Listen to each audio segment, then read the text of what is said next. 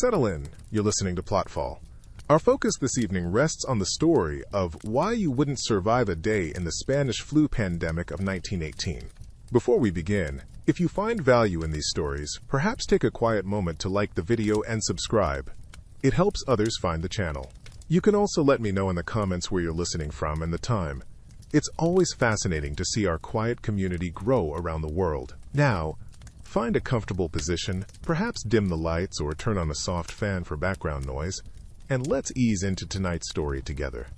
Let's close our eyes for a moment and imagine stepping softly back, not into a grand palace or a thundering battlefield, but into an ordinary day in the autumn of 1918. The air itself feels different, doesn't it? Thinner, perhaps, carrying the faint, metallic tang of coal smoke from countless chimneys, a scent that mingles with the earthy aroma of horses and the distant, almost sweet smell of baking bread from a neighborhood shop. It clings to the damp wool of your imagined overcoat, a texture rougher than you're used to. The Great War, the war to end all wars, is grinding towards its brutal, exhausted conclusion, but its shadow still stretches long and heavy, visible in the subdued colors people wear, the scarcity of certain goods. Everywhere, there's a quiet hum, a different cadence to life than the one we know. Hooves clatter on cobblestones, a rhythmic, almost soothing sound, far more frequent than the chug and sputter of the few motorcars that rumble past. Street vendors call out their wares, their voices carrying clearly in the less congested soundscape. The news, when it comes, arrives on printed broadsheets, the ink still faintly damp, passed from hand to hand, not flashing instantly onto a screen in your palm. Conversations are held face to face, words exchanged with a certain deliberation, or through handwritten letters that travel for days, carrying hopes and fears in spidery script. There's a palpable fragility to this world. People are weary, their faces etched with worry, but also with a stoic resolve. They've endured so much already. Little do they know. As the leaves turn golden red, and a chill begins to bite the evening air, an invisible enemy is gathering, far more insidious than any trench warfare. The quiet before the storm, you might say, but a storm of a different, unseen, and altogether more personal kind. And in this world, where that unseen enemy begins its silent march, your connection to information is so very different. Imagine your day unfolding. The news doesn't flicker at you from a pocket-sized screen, a constant stream of updates vying for your attention. Instead, it arrives with the gentle thud of the morning paper on the doorstep, its headlines perhaps already hours, if not a day, out of sync with distant realities. The ink smells sharp, a familiar scent as you smooth out the broad pages. The crinkle of the paper, a soft sound in the comparative quiet of your home. Beyond the printed word, information ripples outwards, through conversation, through face-to-face encounters.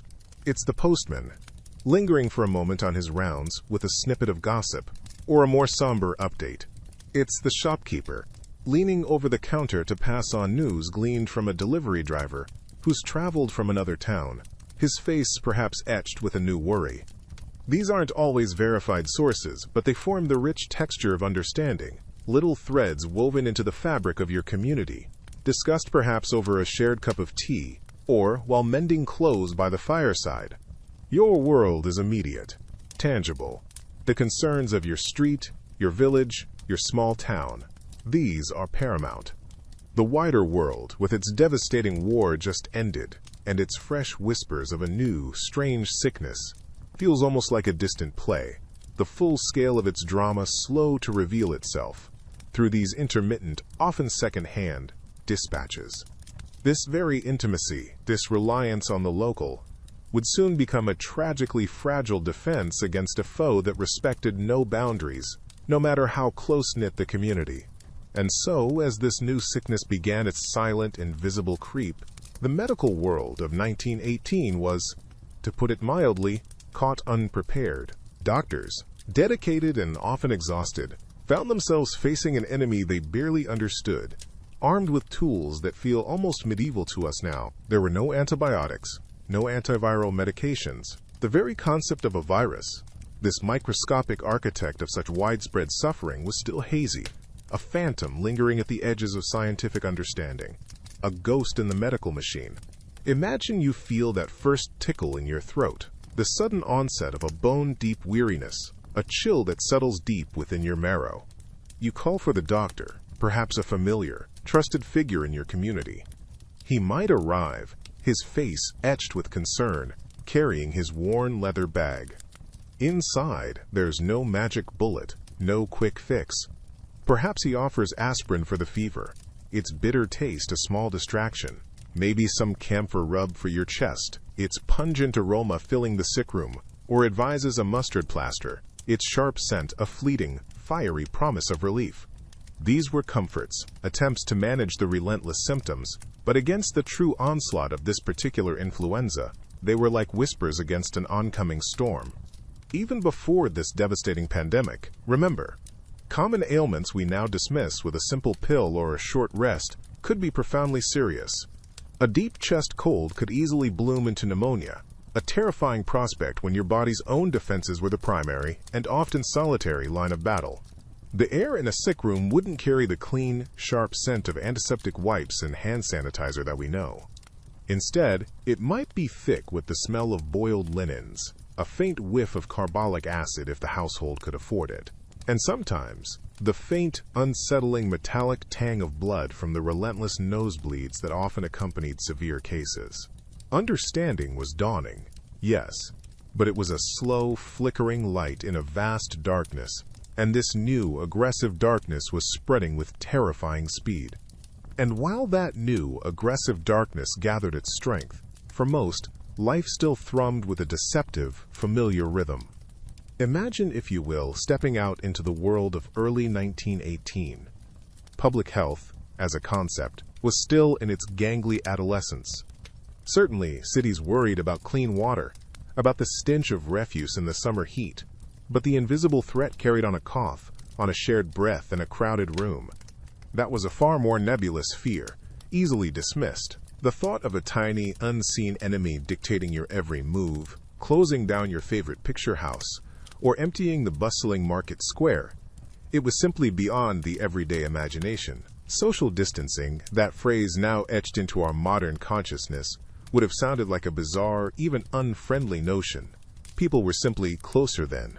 You'd find yourself pressed shoulder to shoulder on the clattering streetcar, the air thick with the scent of damp wool, coal smoke, and perhaps the faint, sweet aroma of someone's pipe tobacco. Voices would murmur and laugh inches from your ear in the queue for the bakery, or within the warm, slightly stuffy confines of a department store. Sharing a communal dipper for water at a public fountain, or packing into a dance hall, bodies moving in cheerful, unthinking proximity. This was the fabric of daily existence. So you would have gone about your day, perhaps grumbling about wartime shortages or looking forward to a letter from overseas, utterly unaware of the microscopic tempest brewing. The idea of giving someone a wide berth because they sneezed? It might have even seemed rude, overly cautious. There were no brightly colored posters urging you to cover your cough, no public service announcements detailing the sinister journey of a virus. It was a world blissfully and tragically unprepared for the silent siege to come. A world where the simple act of breathing the same air as your neighbor was an unacknowledged gamble. And so, the gamble continued, largely unseen, unremarked. In the spring of 1918, as the Great War still raged, tearing families and nations apart with a brutal, metallic shriek, the air was thick not just with tension, but with the ink of countless newspapers.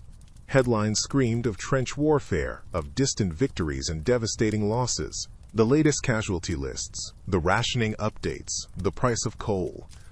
These were the anxieties that might have lined your face, that sat heavy in your chest as you stirred your morning tea, thin and unsweetened. Amidst this cacophony of global conflict, faint, almost apologetic whispers began to circulate. A report here, a rumor there, of a peculiar sickness. Not the usual winter sniffles that faded with the weak sunshine, but something faster, fiercer. Perhaps you overheard a passing comment at the market, a hushed conversation between neighbors over a soot-stained garden fence, describing a sudden overwhelming fever, an aching that settled deep in the bones, a cough that rattled the entire body with alarming force. But who could pay it much mind? With sons and husbands facing artillery fire overseas, a bout of grippe, however severe it might seem, felt like a trivial, almost domestic concern by comparison. Doctors, already stretched to their absolute limits by the war's relentless demand for their skills and dwindling supplies, might have noted an unusual spike in cases, perhaps scribbled a brief, puzzled note in their worn ledgers between treating shrapnel wounds and exhaustion. But a new plague? Unthinkable. Influenza was a familiar, if unwelcome, seasonal visitor, like a tiresome relative. This was surely just a bit more insistent, wasn't it?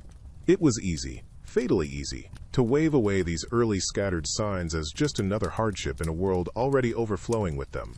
The true enemy, everyone believed, wore a uniform and carried a rifle, not something invisible, carried on a breath.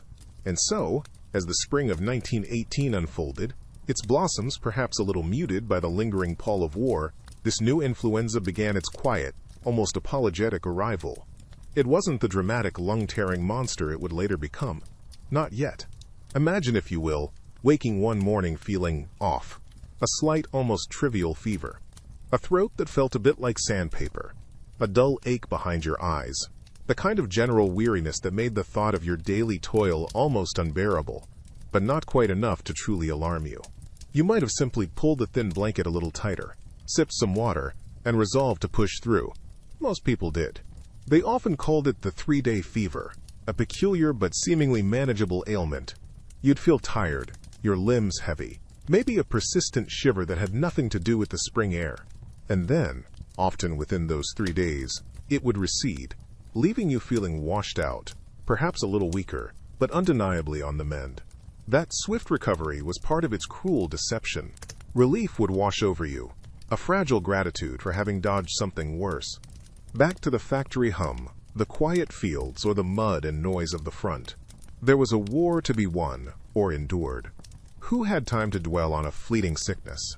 This initial mildness was its most insidious weapon, a soft-spoken assassin lulling its victims into a false sense of security. The newspapers, those that weren't muzzled by wartime censorship, might have carried brief, unalarming reports. Mentions from neutral Spain, where the press could speak more freely, gave the illness its enduring, though geographically misleading, name, the Spanish flu. But it sounded distant, manageable, almost mundane. Few connected these scattered pockets of fever, these short-lived bouts of fatigue, to anything truly sinister. It was just spring, a season that always brought its share of coughs and sniffles, perhaps made a little worse by the privations of a world tearing itself apart. A collective, weary sigh before the unimaginable tempest, that deceptive quiet, that almost benign label from a neutral land, offered a dangerous comfort, didn't it? In the great warring nations, Britain, France, Germany, the United States, the only story permitted was one of unwavering resolve, of imminent victory, of the unyielding national spirit. You can almost picture the dimly lit offices, the scent of stale tobacco and cheap paper, where stern-faced censors, their hands perhaps stained with the day's red ink, worked tirelessly. Scissors glinted, snipping away at any report, any letter, any photograph that might whisper of weakness, of a new, invisible enemy felling soldiers and factory workers with alarming speed. Bad news, you see, was considered a contagion in itself, terrible for morale, a dangerous distraction from the all-consuming war effort. So the rasping coughs echoing in crowded barracks, the sudden, incapacitating fevers that swept through munitions factories, these were often reframed as minor ailments, or simply omitted from public view.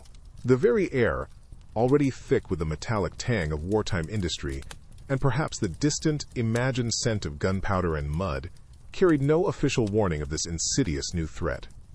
It was a silence not of tranquility, but of deliberate, state-enforced omission.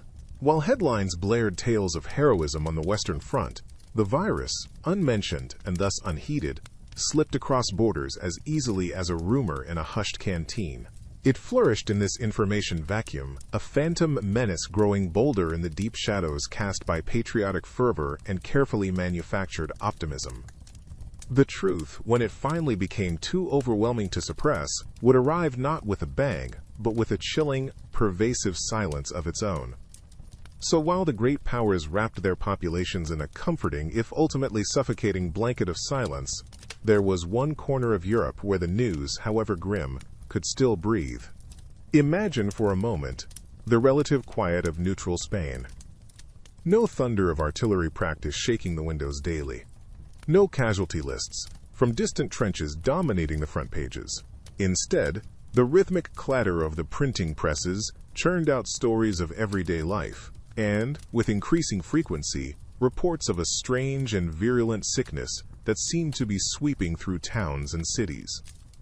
When King Alfonso XIII himself fell visibly ill in the late spring of 1918, the Spanish newspapers, unbound by the tight grip of wartime censorship that gagged their neighbors, reported it with a candor starkly absent elsewhere. His persistent fever, his debilitating weakness, it was all laid bare for his subjects, and indeed for the watchful eyes of the world to read. Because these candid reports flowed freely from Madrid, while news from Paris, London, or Berlin was carefully sanitized or suppressed entirely to maintain morale, a profound and lasting misapprehension began to take root.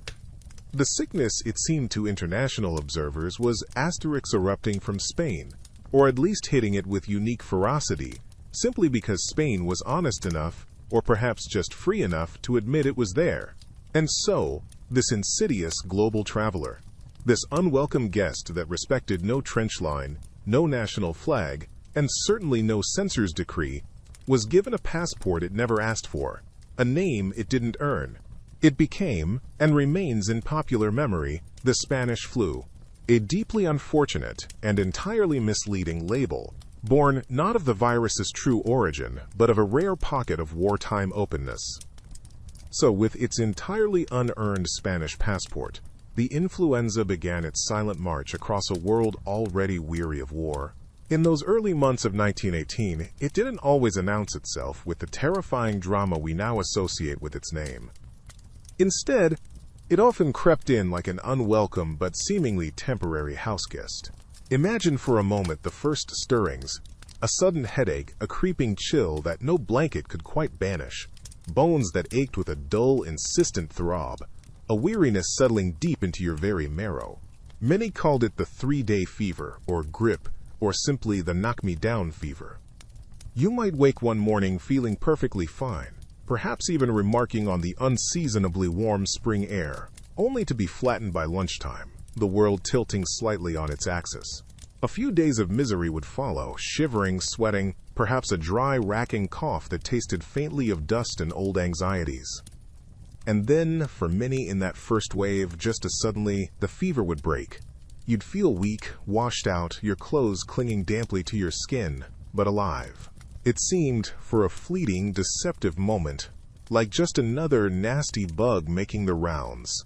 But this temporary guest had an unnerving habit of overstaying its welcome in the collective sense, spreading with an almost invisible speed through military camps, crowded factories, and bustling city streets already strained by years of conflict. The air itself, thick with the metallic tang of industry, coal smoke, and the anxieties of wartime, seemed to carry it effortlessly. Doctors noted its rapid transmission, its unusual intensity even for influenza, but the true, catastrophic nature of this particular strain, its terrifying capacity to turn deadly with such ferocious speed, remained largely veiled during those initial encounters. It was a quiet, gathering storm, its darkest cloud still just below the horizon, promising a deluge few could yet comprehend. And then, as the spring of 1918 bled slowly into the warmer breath of summer, a strange and deceptive quiet began to settle over many parts of the world. The relentless, invisible march of this new influenza seemed, for a blissful, ignorant moment, to falter. Case numbers, which had surged with such alarming speed, began to dip in many places. Imagine, for a moment, the collective sigh of relief, fragile as spun glass, that might have rippled through communities already stretched thin, their air still thick with coal smoke and the metallic tang of ongoing war. Perhaps you'd have seen children, their laughter a little brighter, venturing out more freely onto dusty streets, the sun-warming faces that had grown pale with worry and confinement. The oppressive fear, A heavy cloak woven from whispers and ambulance sirens seemed to lift, just a fraction. This was no ordinary reprieve, however. This was the treacherous calm before an even more ferocious storm. Unseen, unheard, deep within the microscopic machinery of its being, the virus wasn't dying out. Oh no! It was merely recalibrating, mutating with silent, devastating purpose. Like a monstrously patient predator, it was sharpening its claws, refining its terrible artistry to kill with even greater, more shocking efficiency.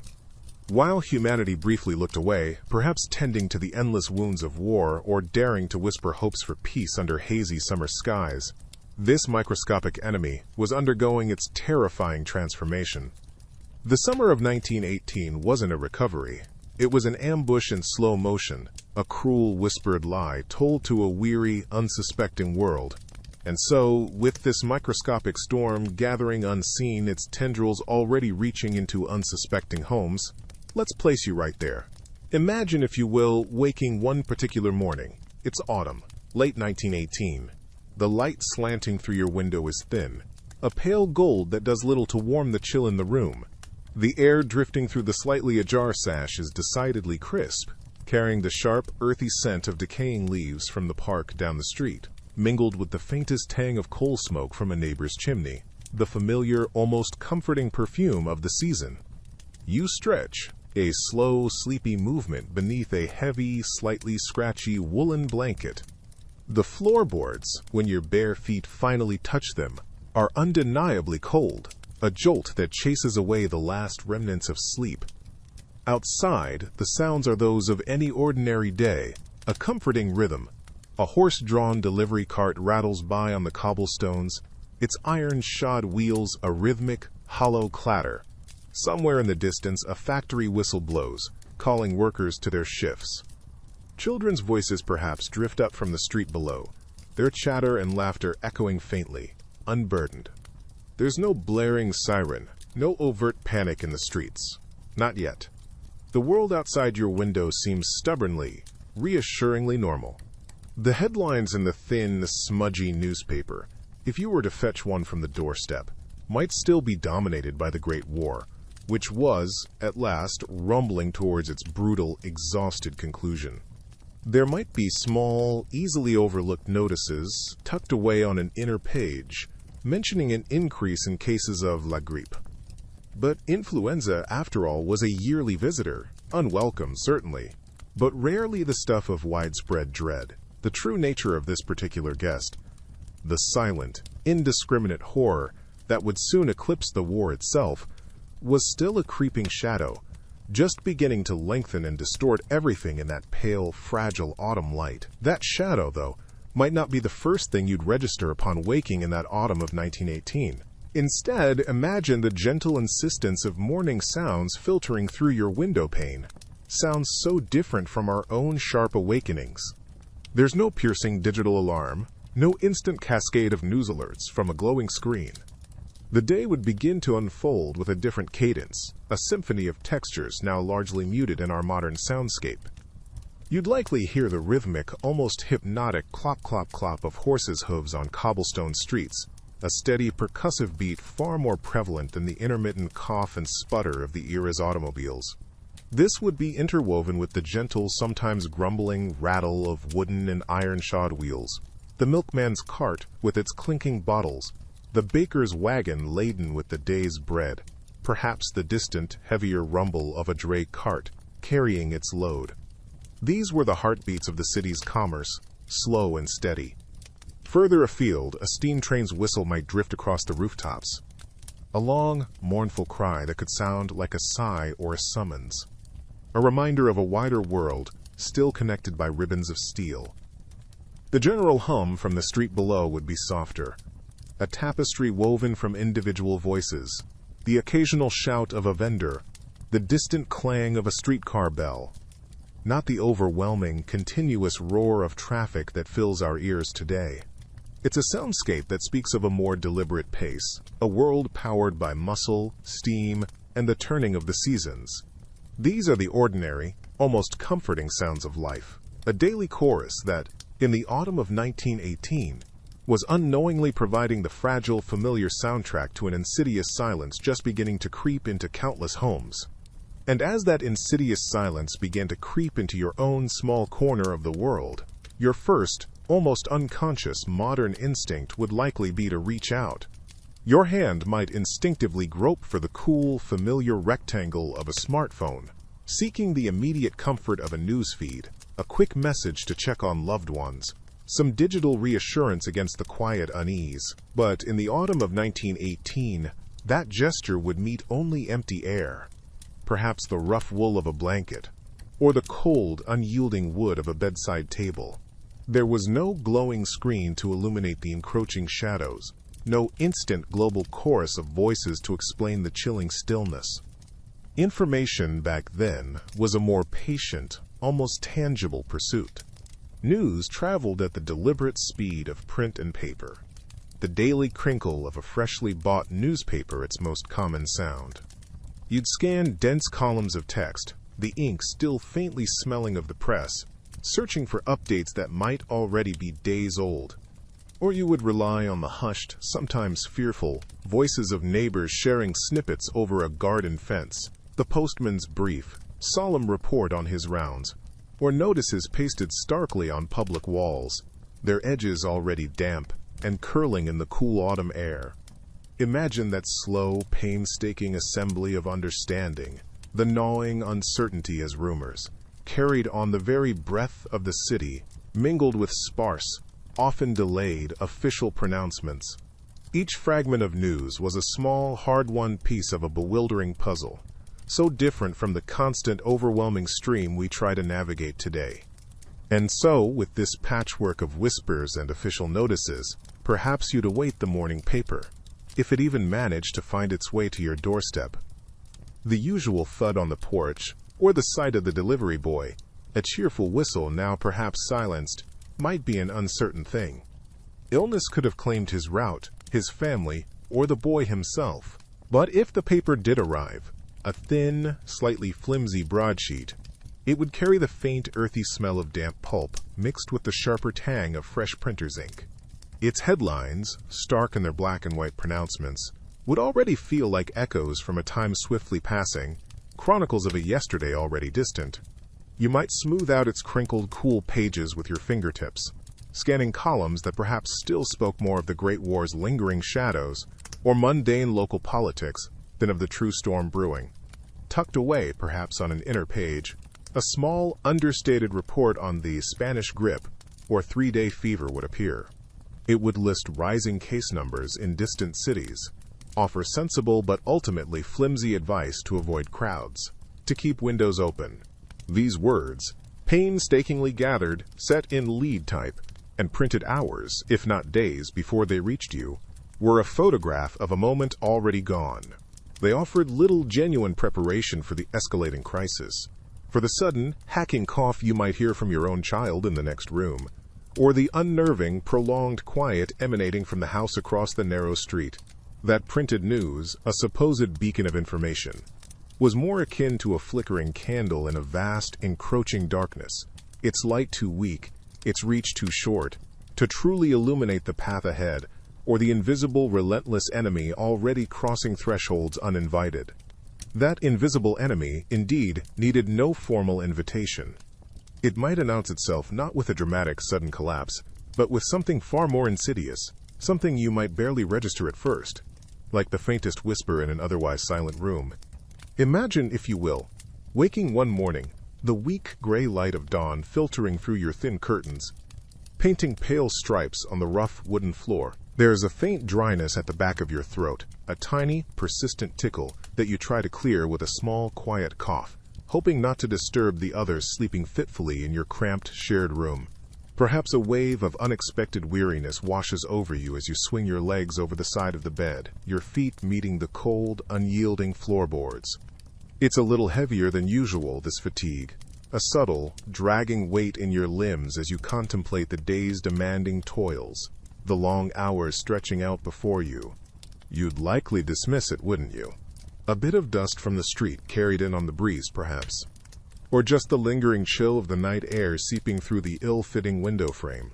In our modern lives, We'd perhaps reach for a soothing lozenge, maybe brew an extra cup of strong, hot coffee and simply push through. But in 1918, that almost imperceptible scratch, that slight, unwelcome sag in your energy, this could be the softest, most treacherous footfall of the Spanish flu. It was its calling card, delivered with chilling subtlety, left almost unnoticed on your very own doorstep, a quiet harbinger of the storm to come. That minor discomfort, easily ignored, was the germ's quiet arrival, the almost apologetic knock before it kicked the door wide open. So you decide to push through, perhaps attributing that little tickle in your throat to a simple draft, that slight sag in your energy to a poor night's sleep. You wrap your coat a little tighter, the rough wool a familiar if somewhat scratchy comfort against your skin, and step out onto the street. The air might carry the usual city smells, a hint of coal smoke from nearby chimneys, the damp earthiness from a recent shower, perhaps the distant metallic clang of a tram. The cobblestones underfoot are uneven, a well-known pattern beneath your soles, just as they always are. But as you begin your walk, a subtle shift in the atmosphere, almost imperceptible at first, begins to prick at your awareness. Where are the usual raucous shouts of children playing hopscotch on the pavement, or the boisterous kicks of a rag ball in the alley? The streets seem emptier, their typical chorus of youthful energy strangely muted, almost eerily quiet. Those you do pass, fellow pedestrians on their way to work or market, seem to speak in lower voices. Their conversations are clipped, hushed, as if the very air is listening, and might carry contagion on its invisible breath. You might catch a quick, darting glance, a flicker of something unreadable, worry, fear, in a stranger's eyes before they hurry on, their gaze dropping to the ground. It's not overt panic, not yet. It's more like a collective holding of breath, a quiet, shared understanding that something is different, something is amiss. The familiar, bustling soundtrack of your city has had its volume turned down, replaced by a faint, unsettling hum of unspoken anxiety. As you drift through these subdued streets, your gaze might snag on something new, something stark against the familiar backdrop of brick and stone. Perhaps it's a sheet of paper, hastily pasted to a wall, the glue still damp or tacked crudely onto a wooden notice board, already starting to curl at the edges. The print is often hurried, basic, the ink sometimes a little smudged, the message itself stark and devoid of comfort. These are the first whispers of official acknowledgement, the early, fumbling attempts to fight an enemy no one can truly see. These notices, often printed on cheap, thin paper that flutters with the slightest breeze, might carry a simple, yet profoundly unsettling directive: wear a mask. Imagine these masks, not the sophisticated barriers we know today, but often just squares of gauze, flimsy cotton, perhaps folded a few times over, and secured with simple string ties. You might see people beginning to wear them, their faces partially obscured by these pale, almost ghostly coverings. They look uncomfortable, a little absurd, and offer a protection that feels more symbolic than substantial, a thin white flag against an invisible siege. The advice itself is tentative, the science uncertain.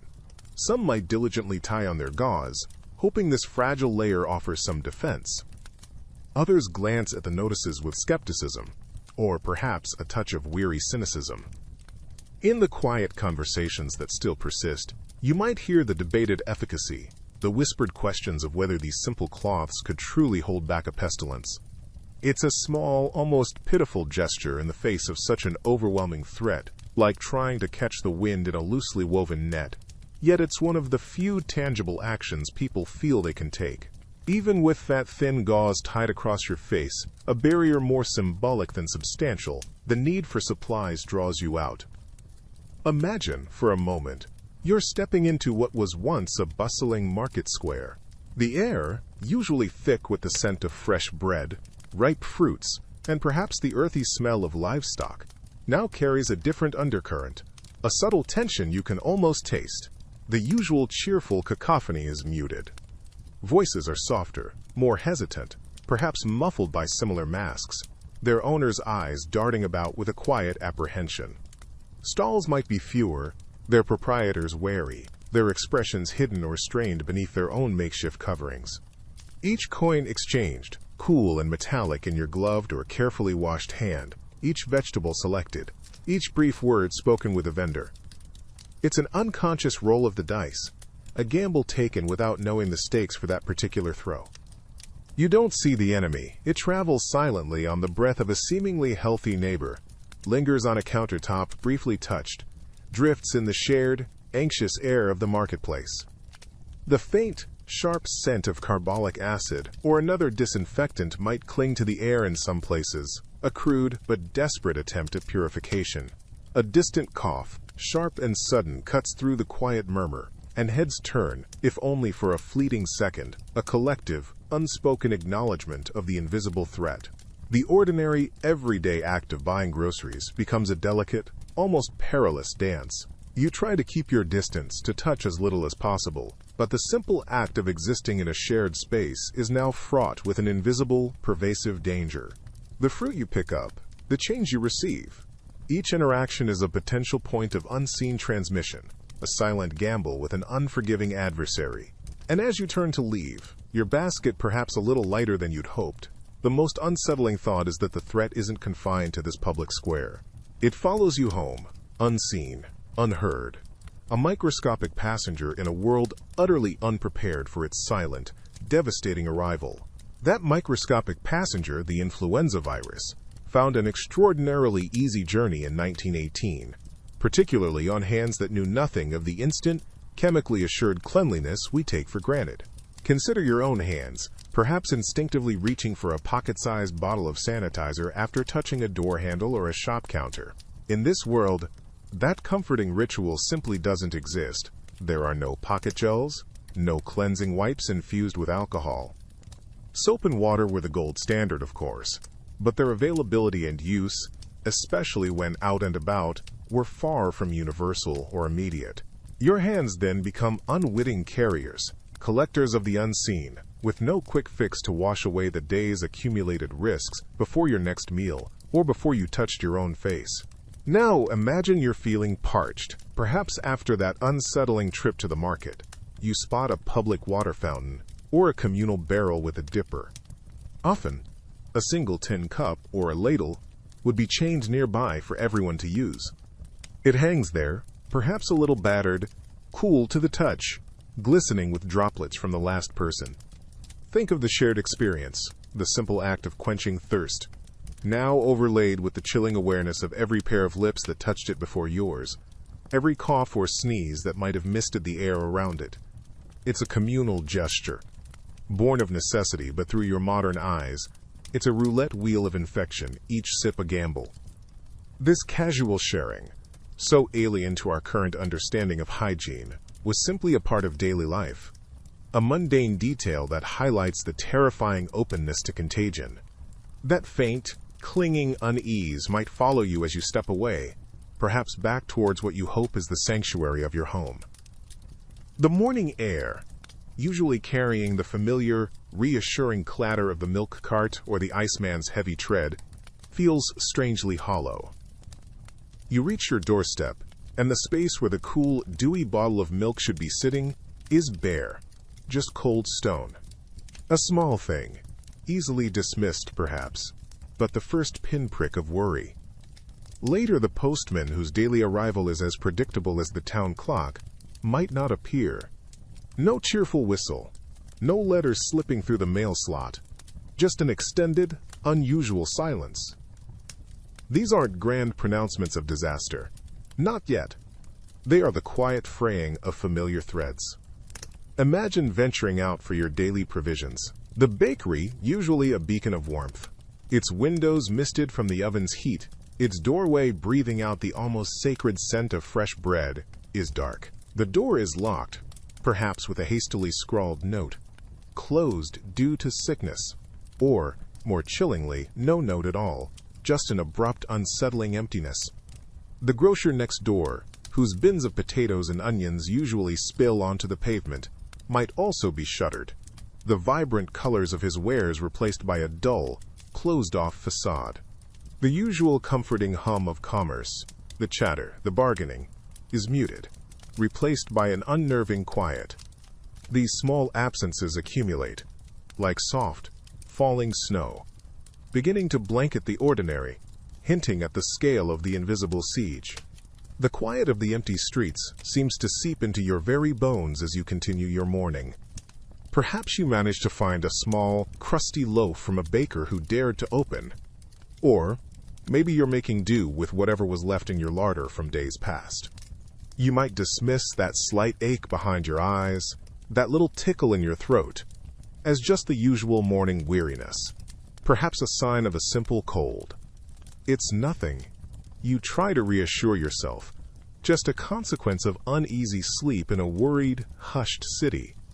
But this particular enemy, the Spanish flu, was a master of cruel swiftness, a phantom that moved with unseen haste. That minor discomfort you barely registered as you sipped your weak, perhaps chicory-laced coffee or thin, watery tea. Before the sun even has a chance to climb to its noonday perch, that little whisper of malaise can begin to shout its presence. A sudden, unexpected chill might rake through you, an inexplicable coldness that settles deep in your bones, having nothing to do with the crisp autumn air outside. Your muscles, just moments ago carrying you through your tentative routine, now feel heavy, achingly leaden, protesting each small movement with a dull throb. Then comes the heat. It often starts deep within your chest, a slow, insidious burn that quickly, relentlessly intensifies, as if someone has stoked a hidden, raging furnace in your very core. Your forehead soon feels tight, almost stretched, and unmistakably hot to your own searching touch. A relentless, pounding drum might begin its rhythm behind your eyes. Echoing the anxious, rapid pulse you can now feel fluttering in your wrists, in your neck. The world outside, already muted by the shadow of widespread illness, might begin to recede further, familiar sounds becoming distant and muffled, your own thoughts growing sluggish and thick, like river mud.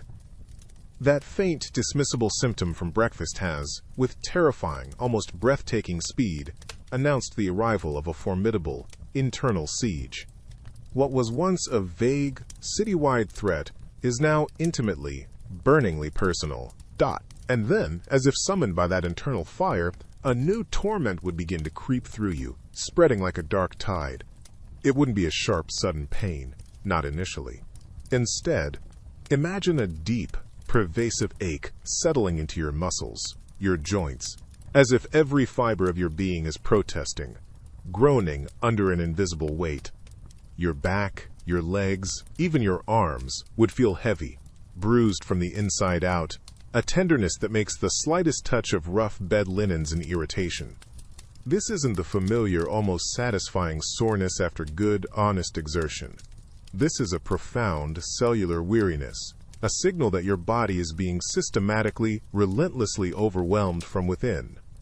Soon that pervasive ache would blossom into a truly debilitating weakness, a leaden feeling that seems to pull you down into the mattress itself. You might try to shift your position, perhaps to ease the pressure on one protesting hip, or to reach for a glass of water that now seems miles away. But your limbs, they might just refuse to obey, heavy and unresponsive as stone. Lifting your head from the thin, perhaps slightly damp and fever-warmed pillow could feel like an Olympian feat, a struggle that leaves you breathless and defeated. The simplest movements, things you've done a million times without a flicker of thought, now require immense, almost impossible concentration and effort. The world, once a place of bustling potential and easy movement, shrinks to the confines of your bed, your own failing body becoming a heavy, unresponsive prison you are forced to inhabit, acutely aware of its betrayal. And as you lie there, your body a heavy anchor, another change might begin to creep in, almost imperceptibly at first. Perhaps you catch a glimpse of your own hand, resting limply on the coarse blanket, and notice a curious, unsettling hue beneath your fingernails, a faint whisper of lavender. Or maybe it's the reflection in a water glass by your bed, showing a strange shadow around your lips. This was the arrival of heliotrope cyanosis, a term almost poetic, even beautiful, for something so deeply alarming. Named after the delicate purple flower, its appearance on human skin was anything but.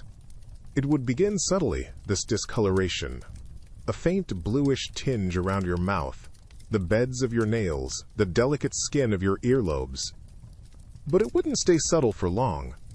Slowly, inexorably, this delicate lavender would deepen, spreading across your face, transforming your familiar features into a mask of dusky, plum-colored desperation, like twilight settling prematurely upon your skin.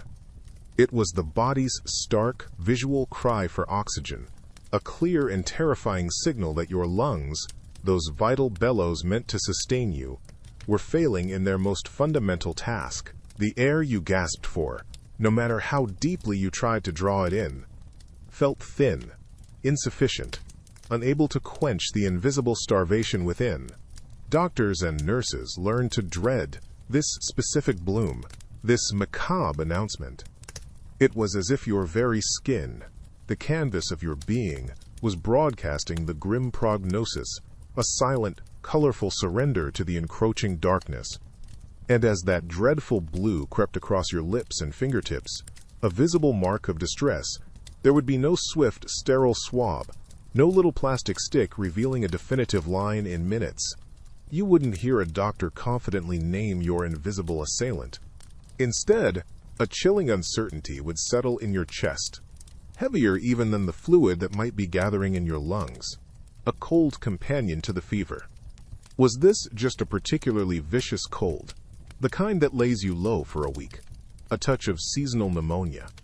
Or was it the sickness, the one whispered about in hushed, fearful tones from across the street, where curtains remained drawn, or from the next town over, where the church bells seemed to toll with a relentless, mournful frequency? Imagine yourself then lying in bed, perhaps on a simple mattress that offers little comfort, your body aching with a profound weariness, your head a muddle of discomfort and rising panic.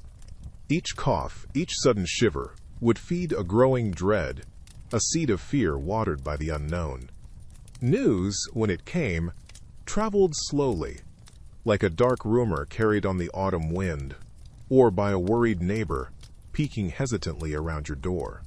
Stories of entire families vanishing behind closed shutters, of young, strong men felled in mere days, their laughter silenced. There was no test to confirm your worst fears, only the grim lottery of shared symptoms and the creeping terror that you too were drawing a losing number. This gnawing unknown was a torment all its own, a silent psychological siege accompanying the physical ravages, making every breath a question, every passing hour a gamble. Imagine then that gamble suddenly, irrevocably lost. The vague unease of the morning, that slight scratchiness at the back of your throat, the one you perhaps easily dismissed, transforms with brutal speed. Within mere hours, you might find yourself lurching from a mild complaint to a desperate fight for each rasping breath. The headache, once a dull throb, now feels like an iron band tightening around your temples, each pulse a hammer blow. A chilling tremor runs through you, even as your skin radiates a ferocious heat, a confusing internal battle raging. Your strong limbs, usually so reliable, become leaden weights, refusing your command. The air, once so freely drawn, now feels thick, almost viscous, like trying to breathe through wet wool.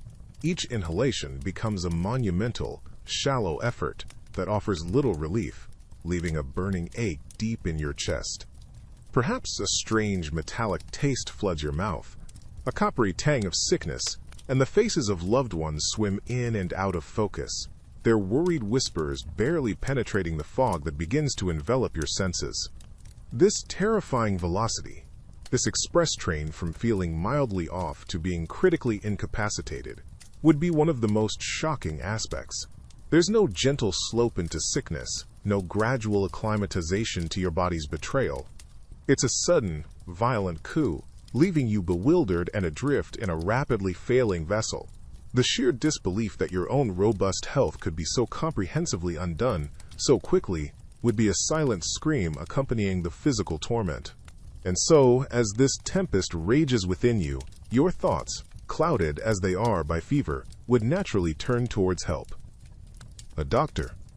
Someone to name this invisible assailant, to offer a soothing balm, a word of hope. But here, another cruel reality of 1918 would slam into you. Physicians were ghosts. So many were still mired in the mud and chaos of the Great War, their skills desperately needed on distant battlefields. Of those who remained on home soil, a devastating number were already overwhelmed, or worse, had succumbed themselves, their black bags lying unused, their wisdom silenced by the very plague they fought. Imagine if you could even muster the will, let alone the strength, to seek one out. Perhaps a family member, their face etched with a grim resolve, ventures into the quiet, anxious streets on your behalf. They might find clinics with doors bolted, or makeshift hospitals overflowing, the air heavy with the scent of carbolic acid and despair. The few doctors still on their feet would be like solitary lighthouse keepers in a monstrous storm, their faces pale with exhaustion, their eyes haunted by the sheer, unending wave of suffering. There would be no gentle consultations, no quiet moments for diagnosis. Just a fleeting glance, perhaps, a hurried instruction, before they were swept away to the next gasping patient, and the next, and the next. The stark realization that you were largely on your own, that medical science in this moment had so little to offer against such an enemy, would be a chilling companion to your physical decline. An unexpected silence fell upon this part of the story due to an error. Around you, or rather around those stricken souls of 1918, figures in white moved with a weary, almost spectral grace. These were the doctors and nurses, many of them volunteers, some barely trained, all facing an invisible enemy that overwhelmed cities. Their footsteps would echo softly in overflowing hospital wards, or in hastily converted public halls, places where the air hung heavy with the scent of carbolic acid, a sharp, clean smell desperately trying to mask the pervasive odor of sickness and fear. They worked tirelessly, these brave few, their faces often pale behind gauze masks that offered scant protection.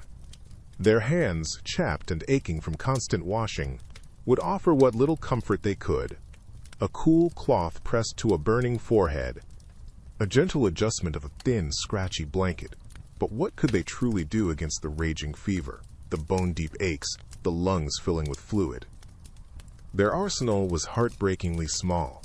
Bed rest was the primary prescription, a hope that the body, if undisturbed, might somehow find the strength to fight back. Aspirin, if available, could be offered to dull the relentless pain and perhaps lower the terrifying fevers, at least for a little while. Some doctors, clutching at straws, might have prescribed quinine, a bitter draught more commonly used for malaria, its effectiveness against this new plague a desperate gamble rather than a proven remedy. For the influenza itself, the insidious virus turning lives to whispers and then silence, they had nothing. No magic bullet, no antiviral shield, only care and hope, and the grim, quiet understanding that for many, it would not be enough. And so, without a true weapon against the virus itself, you'd find yourself in a world stripped bare of the medical reassurances we now take for granted. Imagine that relentless fever, the one that leaves you drenched and shivering, the cough that racks your body until your ribs ache with a dull, constant throb. Today, a doctor might reach for an antiviral, a specifically designed shield to help your body fight back, to lessen the storm. But in 1918, that concept was pure science fiction, a distant dream. There were no tiny agents engineered to halt the influenza in its relentless, invisible march. Then come the secondary infections, those opportunistic invaders that prey on a system already battered and bruised. Pneumonia, perhaps, settling into your lungs like a cold, heavy fog, making each breath a laborious effort, a painful, ragged rasp against your raw throat. We now have antibiotics, those powerful allies that can clear these dangerous complications, often with remarkable speed, transforming a life-threatening situation into a recoverable illness. But then, nothing. Your body, already exhausted from battling the influenza, would have to face this new insidious threat utterly alone. For so many, this second wave of illness was the one that finally pulled them under. into a quiet, suffocating darkness. Even the simple comfort of oxygen, a gentle, steady flow to ease struggling lungs, and bring a blush of life back to pale skin, was not a standard bedside offering in most homes, or even many makeshift hospitals. If your breath became too shallow, too strained, there was no machine humming quietly beside you, delivering precious life-sustaining air. You would simply struggle and hope, and perhaps feel the world grow a little dimmer, a little more distant, with each insufficient gasp. It's a stark, chilling thought, isn't it? The profound vulnerability, the sheer, unvarnished rawness of fighting such an overwhelming enemy with so very little in your arsenal, save for the faltering strength of your own constitution. And it wasn't just the absence of breathing support that underscored this desperate fight. The stark, cold truth, settling like a shroud, was that the medical science of 1918 had so very little to truly offer against this particular, relentless storm. Doctors, dedicated and often working to the point of collapse, were essentially fighting blind. They didn't yet understand the true nature of this invisible assailant. Many initially suspected a bacterium, a more familiar type of foe, but one that stubbornly resisted all the known treatments in their leather bags. Imagine for a moment the quiet, pervasive frustration in those makeshift wards, or even in the hushed bedrooms of the afflicted.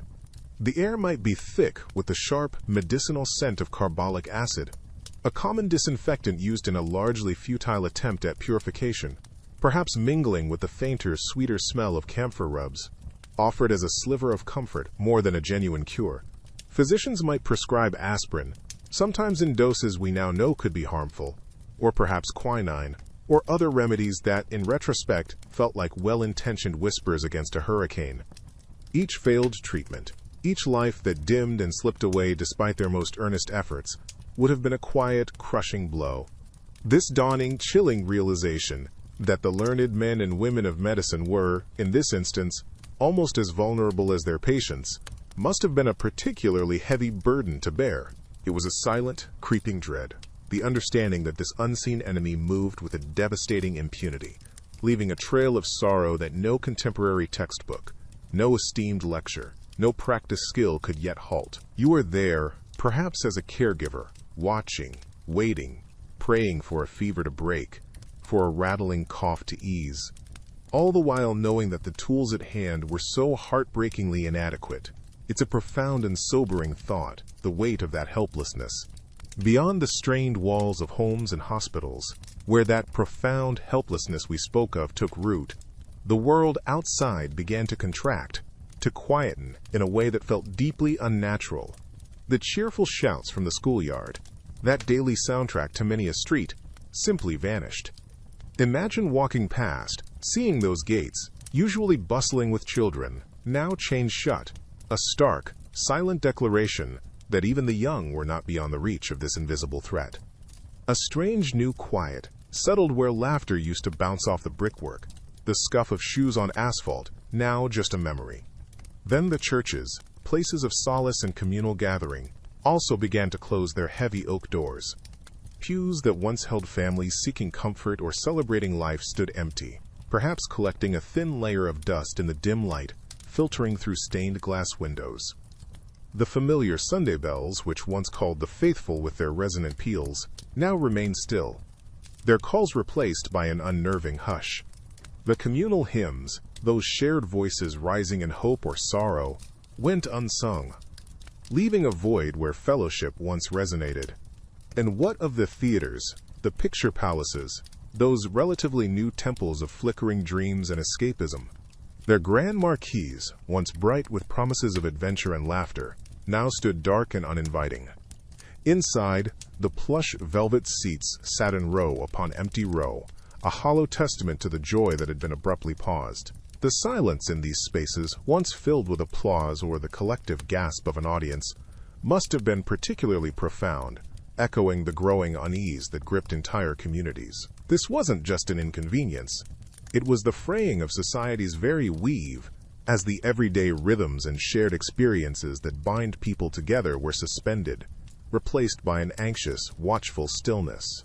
And so, as the theaters emptied and the projectors cooled, whispers of official measures began to circulate. Quarantine. Imagine for a moment receiving that news, not through a clear, unified broadcast as we might expect today, but perhaps through a hastily printed leaflet, its ink still slightly damp, or by word of mouth, each retelling subtly twisting the original message, already distorted by a pervasive, creeping fear. The orders, when they finally arrived, often felt like a haphazard patchwork quilt thrown over a raging fire, desperately trying to smother the flames, but full of gaps and inconsistencies. One town might shutter its doors with solemn pronouncements, its streets eerily quiet, while the next, just a few miles down a dusty, rutted road, carried on with a nervous, almost defiant, semblance of normality. Picture the confusion, the sheer bewilderment. Your street, your very home, might be declared off-limits, a flimsy paper sign tacked crudely to your door, a stark impersonal warning to others. But who was there to ensure you stayed put? Perhaps a lone, weary policeman, already stretched thin, likely as fearful as those he was meant to be policing. Or maybe no one at all, leaving compliance a fragile dance between personal conscience, communal pressure, and the gnawing fear of the unseen enemy. You might see your neighbor, their face pale and drawn, still slipping out under the cloak of twilight, perhaps for essential food, or simply driven by a profound, human refusal to be penned in by rules that felt arbitrary and unfairly applied. The air itself would feel thick, not just with the miasma of illness, but with suspicion, a quiet resentment, and a growing sense of injustice. Some, understandably, defied these often vague and inconsistently enforced lines, driven by the primal need to find sustenance, to work, or by a bewildered anger at a world turned upside down. It was a fragile attempt at control, a societal grasping in the dark, often met with a very human, very messy, and sometimes heartbreaking resistance. That resistance, however human, however messy, was perhaps a final, flickering candle against an encroaching darkness. For as the days bled into weeks, the vibrant, intricate tapestry of your daily social life would begin to unravel, thread by painful thread. Think of your street, usually a river of familiar faces and sounds, the cheerful call of the baker delivering fresh bread, the rhythmic clang from the blacksmith's forge, children's laughter bouncing off cobblestones. All of this would begin to fade, replaced by an unnerving quiet. Soon you'd find yourself retreating, drawing the curtains tighter, bolting the door a little sooner each evening. The familiar comfort of neighborhood chatter would evaporate, leaving behind a silence punctuated only by the distant, mournful clang of a church bell, or perhaps a disquieting cough from a nearby house. Those who once shared a joke, a grievance, or a piece of local gossip over a shared fence would now regard each other with a new, wary distance.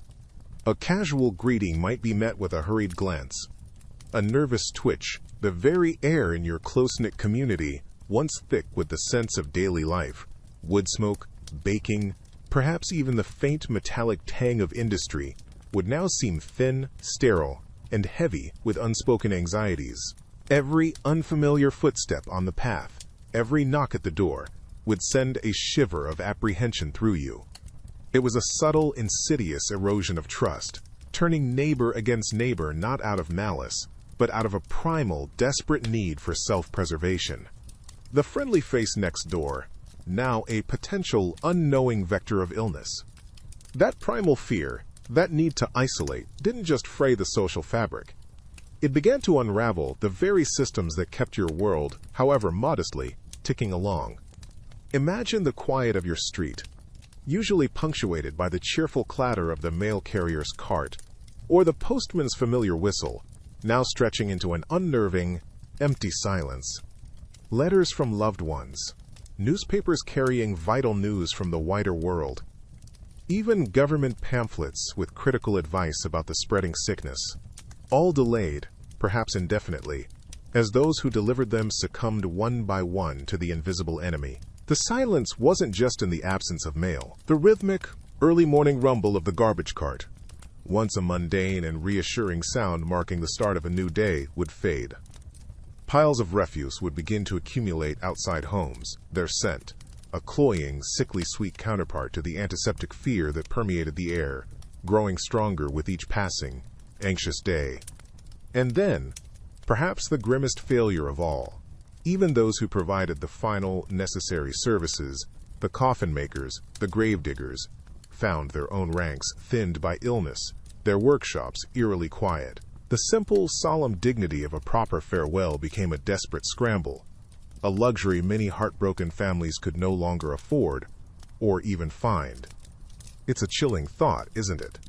The intricate, often unseen infrastructure you took for granted, the quiet hum of a functioning society, suddenly stuttering, then seizing up, not with a dramatic crash, but with a slow, agonizing wheeze, as the very people who made it all work, the bakers, the tram drivers, the telephone operators, simply weren't there anymore. The invisible threads holding the fabric of daily life together, snapping silently, one by one, leaving communities to navigate a newly stark and uncertain landscape. And as these threads frayed, a new, grim rhythm began to punctuate the days, and even the nights, in the hardest-hit towns and cities. Imagine, if you can, peering through your window, perhaps from a sickbed of your own, the curtains drawn just so, a sliver of the outside world your only connection. Down the street, a sound you'd come to dread, yet expect with a chilling regularity, the slow, mournful creak of wooden wheels on uneven cobblestones, or the dull, rhythmic thud of a tired horse's hooves. It wasn't the milkman, his cheerful clinking bottles, a distant memory, or the iceman, not anymore. It was the death cart. Sometimes, these were no more than a farmer's flatbed wagon, hastily repurposed, its splintered wooden bed perhaps lined with rough, stained canvas. Other times, a more formal, box-like, enclosed vehicle, painted a somber, utilitarian gray or black, hinting at a grim parody of a hearse. Their purpose, however, was starkly, chillingly the same. They moved from house to house, not with the cheerful calls of vendors, but wrapped in a heavy, suffocating silence, broken only by the quiet, hushed instructions of the collectors, their faces often obscured by rudimentary gauze masks, their eyes perhaps reflecting a deep weariness. They would pause at a doorway, sometimes marked with a white cloth, a silent signal of surrender, and then, with a grim efficiency born of overwhelming necessity, they would emerge, carrying a burden wrapped in a sheet, or sometimes, tragically, nothing more than a simple blanket. This became the new normal, a daily, even hourly spectacle of loss, a constant, visual reminder of the invisible enemy stalking every home, every street. The sheer, unrelenting volume was overwhelming, the quiet dignity of individual mourning, often swallowed by the crushing scale of the tragedy, becoming a luxury few could afford. But what if the illness was still just beginning its cruel work within your own four walls before the grim collectors arrived? Imagine, if you will, you are burning with fever, drifting in and out of a painful delirium, not in a sterile hospital ward but in your own familiar bed. Your family, their faces pale and etched with a desperate worry, would be your only lifeline. Love. They possessed in abundance, a fierce, protective love that would see them through sleepless nights by your side. Medical knowledge, however, was a far rarer commodity in 1918. They might try to cool your brow with a cloth, perhaps dipped in water that wasn't quite boiled, or not boiled at all, drawn from a common well. The air in the room would grow heavy, thick with the scent of sickness, perhaps mingled with the sharp, hopeful aroma of a folk remedy, a pungent onion poultice, a dab of camphor, or a spoonful of some bitter tonic whispered to be effective. Remember, this was an era before widespread understanding of germ theory or easy access to basic sanitation. The simple, life-saving act of thorough hand-washing, of truly isolating contaminated linens, these were not ingrained habits for most. Every loving touch, every shared utensil, every whispered word of comfort, while offered with the purest intentions, could inadvertently aid the invisible enemy. Your devoted caregivers, tending to your racking coughs and aching limbs, were themselves perilously close to the brink, their every act of devotion a gamble in a game with impossibly high stakes. Consider for a moment the simple act of washing your hands, something we barely think about today. In 1918, for many, it was a genuine, exhausting chore. Imagine your home, Perhaps a cramped city tenement with shared, overflowing privies, or a drafty farmhouse miles from the nearest neighbor. There's no gleaming tap, dispensing instant hot water at your command. Instead, water needs to be hauled, often from a communal street pump or a chilly, moss-lined well, carried in heavy, sloshing buckets. Then, it must be laboriously heated, perhaps over a coal or wood-fired stove, filling the already close air with the faint, acrid smell of smoke and damp. Soap itself might have been a coarse, lye-heavy block, carefully rationed, more adept at stripping skin than gently cleansing.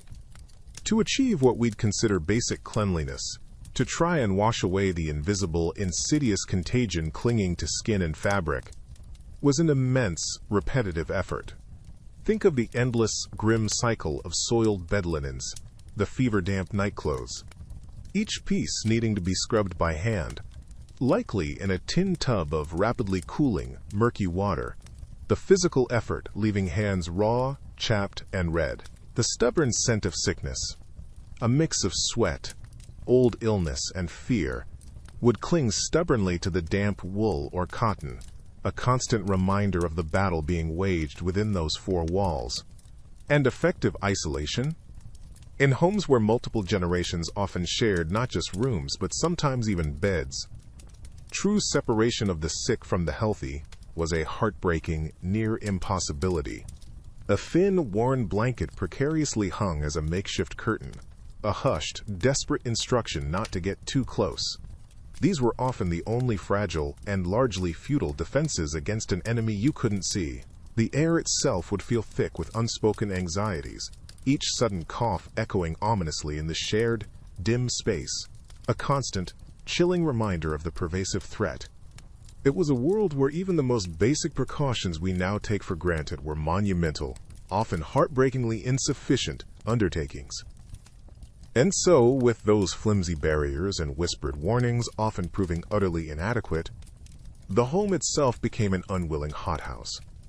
Imagine your family, not in separate rooms with doors to close, but perhaps all sharing one or two cramped spaces, especially in the poorer urban tenements, or even rural farmhouses where warmth in winter meant huddling together. It wasn't uncommon for multiple generations to live under one leaky roof, children often sharing not just rooms but beds, sometimes 3 or 4 to a mattress, a patchwork of warm bodies pressed close for comfort and necessity. Once the first rasping cough, the first telltale fever, made its appearance in one's soul, it was like a single spark landing in a pile of tinder dry leaves.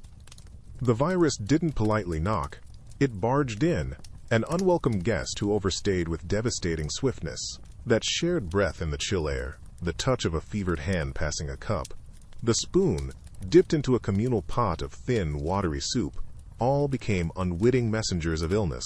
Soon, that solo cough would be joined by another, then another, an echoing, desperate chorus of sickness filling the small, poorly ventilated rooms, the air growing heavy with the scent of menthol rubs and something more primal. The care offered, often by a mother or an older sibling already teetering on the edge of exhaustion and illness themselves, was given at immense personal risk, a heartbreaking dance with a relentless foe. There was no isolating to a spare room, no separate bathroom, no fresh air easily ushered in. There was just together. Together in sickness, and tragically too often, together in its final quiet outcome, the silence that followed almost as deafening as the coughing had been. And in those hushed intervals between the terrible coughing fits, the strain on the caregiver became a palpable thing, a heavy cloak woven from sleeplessness and dread. Picture them, perhaps, in the dim glow of a single oil lamp, the rest of the world outside shrouded in an equally somber quiet. Their eyes, gritty and red-rimmed, would fix upon the shallow, rapid rise and fall of a loved one's chest, listening to each rasping breath as if it were a fragile metronome counting down uncertain moments. They would wipe a fevered brow with a cool, damp cloth, a small, tender gesture against an overwhelming inferno. They might try to coax a few sips of water or thin broth past cracked lips, knowing, deep down, how little it truly did against the unseen enemy ravaging from within. There were no miracle drugs, no quick fixes, just the slow, agonizing ritual of care, offered with hands that trembled as much from fatigue as from fear. The true horror, the weight that would crush the spirit, wasn't just the relentless physical labor. It was the profound, soul-deep helplessness. To watch someone you cherish fight so desperately, to see the light in their eyes dim, and to know that your love, your presence, your tireless efforts might ultimately change nothing. That quiet agony, repeated in countless homes, was perhaps the flu's most insidious and lasting wound, long after the fevers broke, or didn't. And beyond that profound emotional weight, the sheer, grinding physicality of everyday life in 1918 would have worn you down, especially when illness struck. Consider the things we barely register today. The background hum of comfort. Clean linens, for instance. When fever raged and bodies ached, a fresh, cool sheet could feel like a small mercy. But in many homes, such a simple thing was a laborious luxury. There was no convenient washing machine whirring in the scullery. Laundry meant hauling water, often heating it arduously over a stove or fire, scrubbing heavy, soiled fabrics by hand, wringing them out, and hoping for a dry day to hang them. Imagine, then, the sick room. The air, already thick with the scent of illness, would carry the additional burden of sweat-soaked, fever-dampened bedding, changed far less frequently than anyone would wish. A constant, low-level discomfort, an added layer of misery to the already agonizing symptoms. And water itself, that most basic of needs. You couldn't just turn a tap for an endless supply of clean, cool water for drinking, or for sponging a feverish brow. It often needed to be fetched, perhaps from a communal well or pump, carried in heavy buckets. If you were fortunate, you had a cistern. But even then, its cleanliness wasn't always assured, especially in crowded urban areas.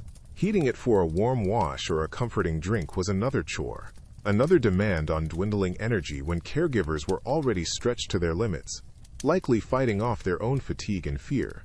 These weren't grand, dramatic deprivations, perhaps, but the relentless absence of small, vital comforts would have amplified every other suffering, making a difficult time utterly unbearable. And while those daily struggles, the endless quest for clean water or a moment's warmth, chipped away at your spirit, an even more insidious battle would be raging within you. Consider your own immune system, a product of the 21st century. It's a marvel, certainly, but one accustomed to a world often scrubbed clean, a world where many childhood illnesses are vaccinated against, and where exposure to the sheer, unvarnished microbial landscape of 1918 is virtually unknown. Your body, for all its modern resilience, has been shaped by a different set of challenges. Imagine, then, transplanting this relatively sheltered system into the teeming, pathogen-rich environment of a world without widespread modern sanitation, where the very air in crowded spaces could feel thick with unseen dangers. The water, the food, even a simple handshake, might carry microbial threats your internal defenders have never encountered. Your immune cells, valiant as they might be, would face an onslaught of unfamiliar antigens, a bewildering array of biological invaders they simply haven't cataloged, haven't been trained to swiftly neutralize. It would be like sending a meticulously trained diplomat into a sudden, chaotic street fight, armed with protocols rather than reflexes honed by constant skirmishes. There's a quiet, almost melancholic irony in it. Our advances, our cleaner living, the very things that protect us now, could render your 21st century constitution uniquely vulnerable in that past. Your immune system, expecting known adversaries, might react too slowly, or perhaps even overreact to these aggressive strangers. The people of 1918, while suffering immensely, had immune systems seasoned by a lifetime of exposure to a rougher, more microbially diverse world. This invisible internal siege, this mismatch of defenses against the virulent unknown, would likely prove a swift and silent challenge, perhaps the most formidable one of all. Beyond the silent internal siege within your own body lies another, perhaps more jarring, confrontation. The stark abyss between your ingrained expectations of medical care and the grim reality of 1918. You carry within you the quiet confidence of a century of medical breakthroughs, The almost unconscious belief that for every ailment there is a remedy, a procedure, a pill. A fever spikes, a cough rattles your chest. Your mind instinctively reaches for the comfort of a known solution, a quick trip to the pharmacy, a doctor's reassuring diagnosis. But in the autumn of 1918, as the Spanish flu carved its path, those certainties would evaporate like morning mist. Imagine seeking help, your body aching, only to find the doctors overwhelmed, their faces etched with a fatigue that mirrors your own fear. Their hands, so capable in your world, are here largely empty. There are no miracle drugs, no antivirals waiting on a shelf. Aspirin, quinine, perhaps some dubious folk remedies offered with a hopeful sigh. These are the primary weapons against an invisible, relentless enemy. The hospitals, if you could even reach one, are not places of sterile healing, but crowded, desperate waypoints, often smelling faintly of carbolic acid and despair. The true shock, the one that settles deep in your bones, wouldn't just be the illness itself, but this profound, echoing helplessness. The realization that the safety net you've always trusted simply isn't there. No safety net diagnosis, no targeted treatment, just the grim lottery of your own constitution against the virus. This utter lack of recourse, this stripping away of modern medical assurance, would be a chilling companion to the physical suffering, a quiet horror all its own, not. And beyond this chilling lack of medical recourse, this stark absence of modern assurance, lies another, more insidious layer of torment for a mind like yours, a mind steeped in the unwavering certainty of germ theory. You see, in 1918, the understanding of how influenza actually spread was patchy at best. For you, however, every surface would pulse with an invisible menace. The damp wooden handle of a shop door, still warm from the last unknowing hand. The tarnished coins passed in change, carrying who knows what microscopic passengers. Even the very air in a crowded tram, thick with the breath of strangers, would feel like a miasma of potential infection, a silent, unseen assault. Imagine stepping into a bustling marketplace, perhaps seeking a sliver of normalcy. The calls of vendors, the gentle rumble of carts over cobblestones, the general hum of daily life, all of it would become mere background noise to the inescapable symphony of coughs. A dry, hacking sound from the woman carefully arranging her wilting vegetables. A deep, chest-rattling cough from the gentleman scanning a newspaper, its pages already touched by countless fingers. Each explosive exhalation, a tiny, insistent alarm bell ringing only in your hyper-aware mind. You'd instinctively recoil from a well-intentioned handshake, view a shared public water dipper with a quiet, internal horror. The simple, once unconscious act of navigating a public space would transform into a painstaking, exhausting exercise in constant vigilance. There would be no true peace from this knowledge, no way to silence the internal hazard assessment diligently mapping every potential point of contact. Every poorly covered sneeze in a cramped hallway, every unwashed hand reaching for a loaf of bread at the communal bakery would feel like a personal affront. A direct, targeted line to the illness everyone so desperately hoped to avoid. This constant, heightened state of alert, born from an understanding far beyond its time, would add a uniquely modern flavor to the pervasive fear. A silent, wearying battle fought within your own mind, against an environment utterly, blissfully oblivious to your microscopic anxieties. And, beyond this internal, microscopic vigilance, imagine the crushing silence of the world outside your immediate perception. Today, a flicker of unease sends us to screens, to a cascade of updates, reassurances, or at least shared anxieties. But in 1918, that digital tether simply didn't exist. News of the Spanish grippe, as it was often called, would trickle in, days or even weeks late, carried by smudged newsprint or whispered rumors that grew more distorted with each retelling. Was it truly as bad as they said in Philadelphia? Had it reached your cousin's small village upstate? There was no quick call, no instant message to ease the gnawing worry. The telephone, a still rare marvel, was far from a common fixture in every home, and even if you had access, long-distance calls were an expensive, often crackly and unreliable luxury. A brief, shouted conversation across staticky miles. More often there was just the waiting. An agonizing, slow drip waiting for a letter, its paper perhaps bearing the faint, unfamiliar scent of a distant, possibly already infected. Home, the ink slightly blurred from a worried hand. Waiting for the local doctor, his face etched with exhaustion, to offer some fragment of reliable information, himself likely overwhelmed and grasping at straws amidst the chaos. This profound, almost tactile lack of connection wouldn't just be inconvenient, it would become a fertile ground for a specific helpless kind of fear. This fear, born of shadows and protracted silence, would allow every unanswered question about a distant loved one's welfare to bloom, unchecked, into a vivid, terrifying worst-case scenario, replaying itself in the quiet, anxious hours of a long, perhaps fever-haunted night. You'd feel utterly adrift, a tiny, fragile island of personal awareness in a vast, dark, and unsettlingly quiet ocean of the unknown. The world would shrink to the confines of your immediate surroundings, and everything beyond that thin veil would be conjecture, colored by dread, a stark contrast to our hyper-connected present. It's in those quiet, fever-haunted hours, adrift in that ocean of unknowns, that your yearning for the mundane marvels of our age would become an ache almost as potent as the illness itself. Picture yourself, consumed by a relentless, internal heat, your forehead slick with a clammy sweat. Oh, for the simple reassurance of a digital thermometer. Just a small, precise number to quantify the blaze, to give a name to the enemy within. Instead, you're left with the terrifying guesswork of a hand pressed to skin, or perhaps a fragile, mercury-filled glass tube. It's reading a slow, ambiguous whisper in the dim, flickering light of a sick room. And as your breath grows shallower, a faint rasp in the oppressive silence, how you would crave the quiet hum of a pulse oximeter.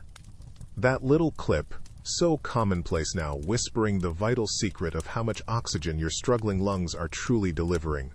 In 1918, this knowledge was beyond reach. The gradual, silent descent into hypoxia, that oxygen starvation that can cloud the mind even as it steals life, would unfold unseen, unmeasured. It's a terrifying thought, this invisible threat compounding the visible misery, leaving you to guess at the very essence of your body's fight for air. Then there's the pharmacy, or rather, the distinct lack of its modern iteration. No brightly lit aisles stocked with effective fever reducers, no comforting boxes promising to soothe the aches and quell the fire. Aspirin was available to some, a small mercy, but the specific, targeted relief we take for granted was a distant dream. You might swallow bitter, hopeful concoctions, their earthy smells filling the air, their efficacy more prayer than promise. The longing for something, anything, to reliably break the fever's grip, to offer even a few hours of clear-headed respite, would feel like a desperate, unanswered plea to a world that simply didn't have those answers yet. And perhaps even more terrifying than the lack of reliable cures was the sheer, breathtaking speed of this particular influenza. It wasn't a slow, creeping sickness that gave you days to prepare, to make arrangements, or even just to get properly tucked into bed with a hopeful cup of broth. No, this was a phantom, a swift and silent marauder that could snatch you from the peak of health with barely a whisper of warning, leaving little time for comprehension, let alone acceptance. Imagine yourself, one ordinary morning in 1918. The air might carry the distant metallic clang of a streetcar or the faint, sweet scent of coal smoke from a neighbor's chimney. You'd perhaps share a simple breakfast, a piece of coarse bread, a little watery coffee if you were fortunate. Feeling perfectly well, your mind already on the day's tasks or the news from the war. Then, a slight tickle in your throat, easily dismissed. A shiver you blame on a poorly sealed window. But within hours, that shiver becomes a bone-deep, unshakable chill. Your head begins to throb with a relentless blacksmith's hammer pulse, and a dry, hacking cough starts to tear at your lungs, each spasm sending a jolt of pain through your rapidly weakening body. Before the sun fully sets on that very same day, you could be fighting for each ragged breath, your skin clammy and taking on that dreaded, dusky blue hue. a terrifying visual testament to cyanosis as your lungs struggled and failed to draw in enough precious air. The world outside your window, so vibrant and normal just that morning, might blur into a disorienting, feverish haze. Friends and family who saw you striding about, perhaps even laughing, mere hours before, would now gaze upon you with a mixture of stunned disbelief and dawning, helpless fear. From a productive member of your community to someone gasping on the precipice, all within the span of a single brutal rotation of the earth. The sheer velocity of it was a torment in itself, a psychological blow as much as a physical one. But that precipice for so many was not just about the virus's initial assault. The influenza, you see, was often just the brutal opening act. It battered your defenses, particularly those delicate tissues deep within your lungs, leaving them raw and exposed, like a city with its walls breached, vulnerable to any passing marauder. Then came the second wave, an unseen invader slipping through those broken defenses. Bacterial pneumonia. This wasn't a complication that might happen. It was an alarmingly common sequel, a frequent and deadly partner to the flu. Your lungs, already struggling, already inflamed and weary from fighting the influenza, would now face a new, relentless siege from these opportunistic bacteria. Slowly, insidiously, those tiny air sacs, the alveoli, the very place where life-giving oxygen meets your blood, would begin to fill, not with the clean, cool air your body desperately craved, but with a thick, suffocating fluid, the debris of this new, internal battle. Each breath, if you could manage one, would become a heavier lift, a wetter, more desperate sound, perhaps a gurgling struggle that echoed the body's slow drowning from within. And the true quiet horror of this scenario in 1918. There was nothing, truly nothing in the doctor's black bag to stop it. No gleaming needles filled with penicillin, no potent pills to halt the bacteria's relentless advance. Antibiotics, those miracle workers we now take for granted, were still ghosts of the future, decades away from discovery. Doctors and nurses could only watch, offer sips of water, a comforting hand, perhaps try to ease the fever, while the unseen enemy within did its grim work. The air itself, once a promise of life, became a thick, unwelcoming barrier. And as if the fever, the relentless aches, the sheer suffocating grip of the illness wasn't enough to break the spirit, for some, the Spanish flu presented even more visceral, almost theatrical terrors. Imagine, if you will, the sudden, shocking bloom of crimson, not a delicate trickle, easily staunched, but a deluge. A nosebleed so profuse, so alarming, it felt as though the very life force was draining away, staining pillows, clothes, and the pale faces of horrified onlookers. The metallic tang of blood would abruptly fill the already heavy air, a stark, undeniable scent of crisis that cut through any lingering hope. Then there were the lungs, the very organs struggling for each breath. For those unfortunates, the coughing fits, already racking their weakened frames, would sometimes bring forth not just phlegm, but blood. Bright, frothy, a terrifying visual confirmation of the unseen damage being wrought deep inside the chest. You might hear a loved one struggling, a wet, tearing sound, then see that awful, undeniable stain on a handkerchief. Or worse, on the crisp, white bedsheets, a splash of red against the stark reality of their decline. It was a sign that the disease wasn't just making you sick, it was actively, visibly, taking you apart. The sight of it, the fact of it, must have amplified the pervading fear tenfold, painting a horrifyingly clear picture of internal devastation. This wasn't merely a bad cold or even a typical influenza. This was something monstrous, something that could make you bleed from the inside out, with a suddenness that stole any illusion of control. And as if that weren't enough, as if seeing your own lifeblood seep away wasn't the peak of horror, the invader then turned its attention to your very breath. Imagine, if you can bear to, your lungs, those vital bellows, slowly, inexorably, filling with fluid, not with air, the very essence of life, but with a thick, suffocating liquid. Each breath becomes a battle, a desperate, rasping heave that draws in less and less of what you need. There are no oxygen masks ready to be strapped on, no ventilators to gently push air into your failing system. It's just you, and the growing weight in your chest, the dawning horror of what that signifies. Your chest would feel impossibly tight, a band of iron constricting with every shallow gasp. You might hear a faint, wet rattle with each exhalation, a sound that promised only further decline, a gurgle from deep within.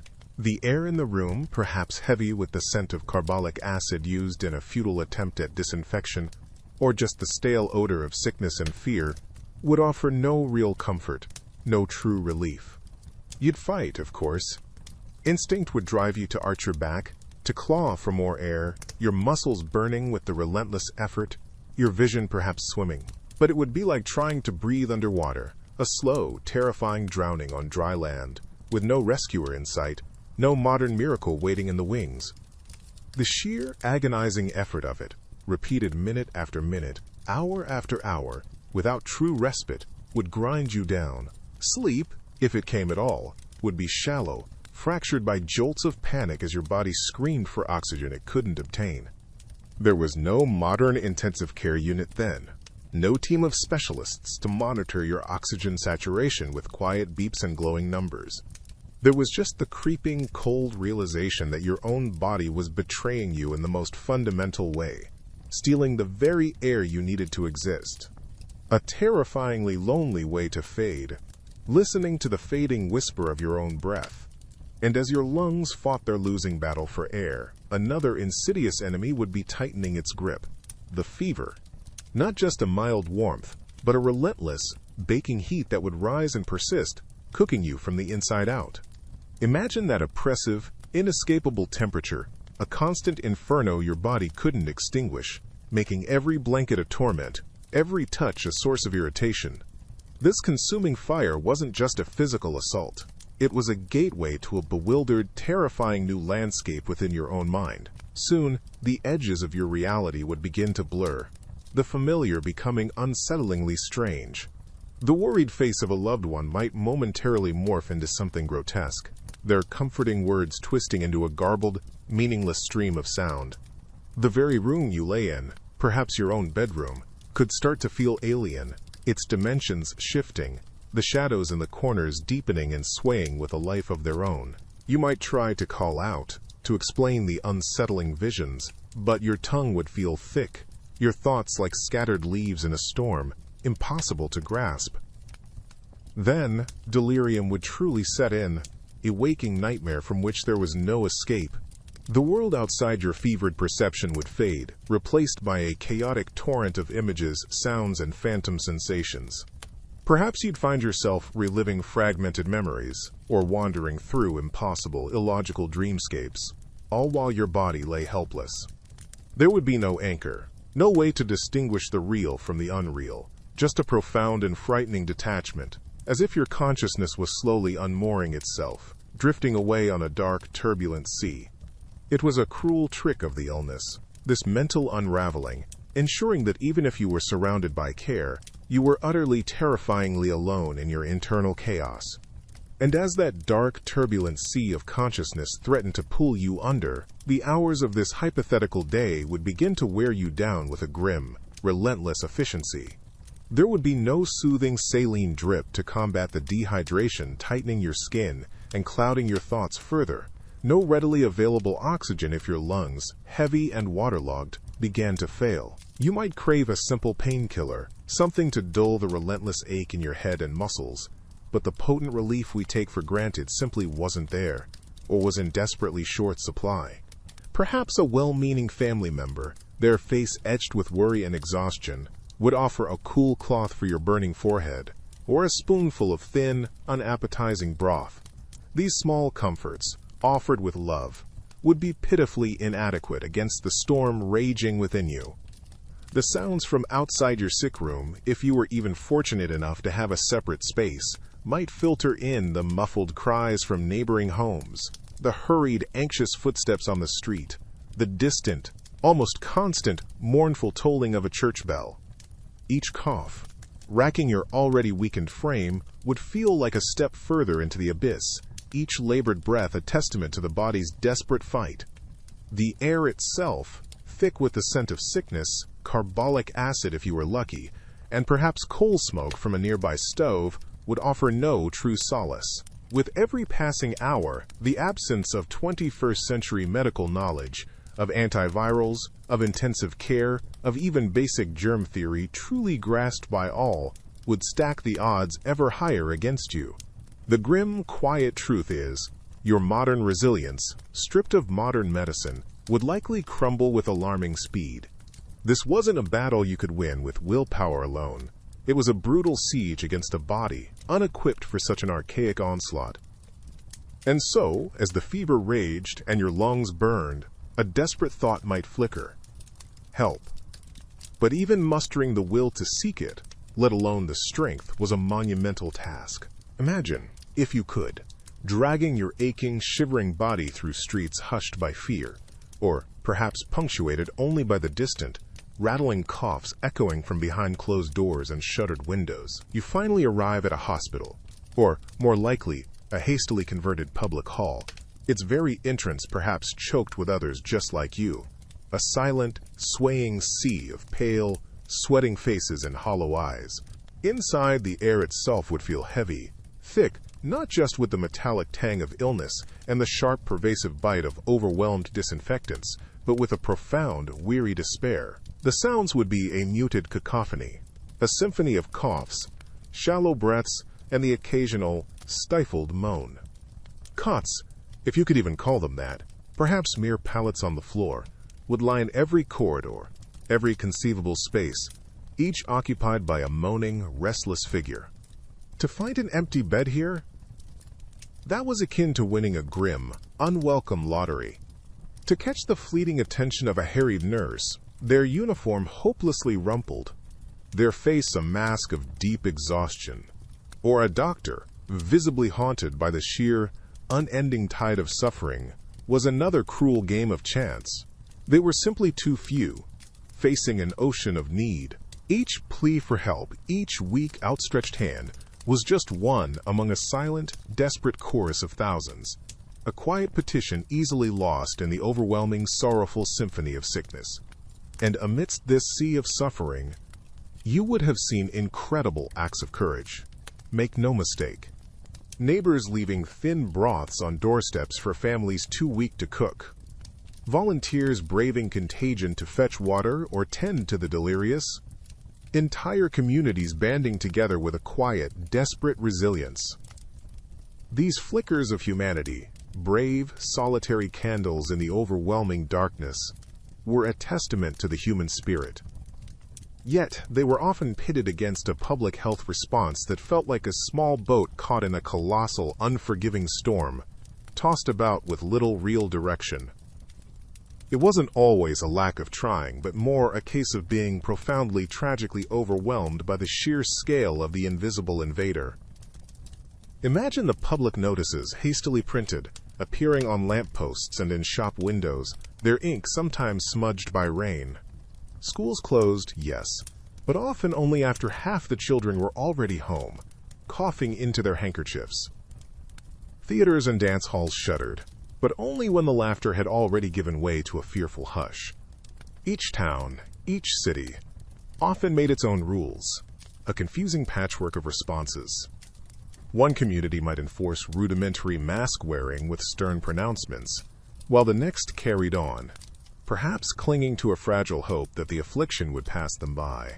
There was no grand, overarching strategy, no calm, unified voice guiding the way, just a reactive dance, always a step or two behind the virus's silent, relentless advance. The system, such as it was, simply buckled under the weight. The failing system was one thing, the failing spirit quite another. Beyond the shuttered shops and the inconsistent rules, a deeper, more personal erosion was taking place. Imagine, if you will, waking each day not to the familiar sounds of your street, but to an unnerving quiet, punctuated by the rasp of a distant cough or the slow, mournful creak of a cart passing by, its purpose perhaps best left unexamined. The air itself might seem to carry the scent of sickness, a faint metallic tang mixed with the harsh smell of carbolic soap, a scent that offered little true comfort against such an invisible foe. Your own body might be a battleground. A relentless fever could burn through you. A headache might feel as if it splits the world in two, and an aching weariness could seep into your very bones, making even the thought of movement an agony.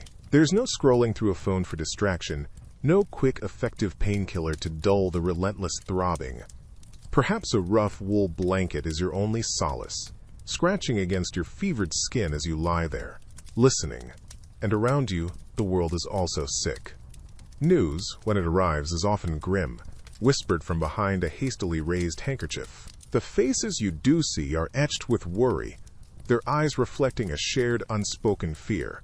The psychological toll of this, the constant proximity to sudden, inexplicable death, would be immense. It's not just the fear for your own life, though that would surely be a constant companion. It's the ever-present grief for lives extinguished too soon.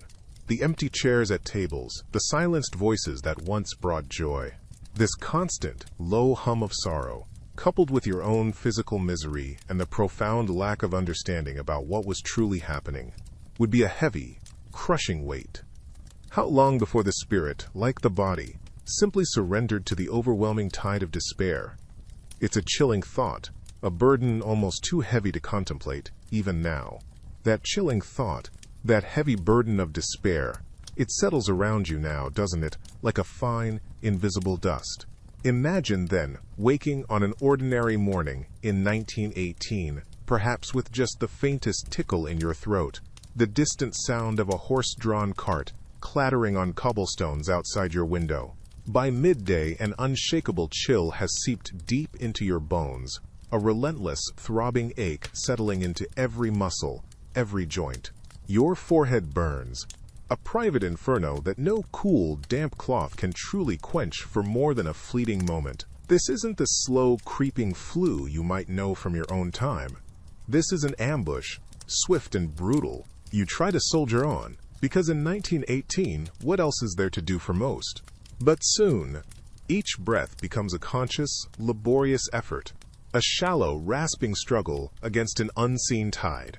The air in the room feels thick, heavy, unyielding, perhaps tinged with the faint, sharp scent of carbolic acid if someone has tried to disinfect.